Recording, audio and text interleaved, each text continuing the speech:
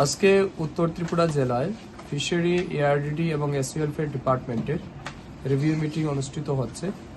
এই review meeting second phase আমরা করছি।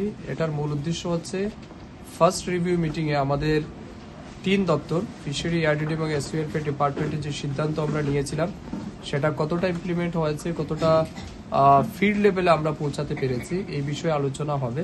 তার পাশাপাশি 2025 এবং 26 এই অর্থ বছরে আমাদের যে টার্গেট ছিল সেটা আমরা কতটা অ্যাচিভ করতে পেরেছি সেই বিষয় নিয়েও বিস্তারিত আলোচনা হবে।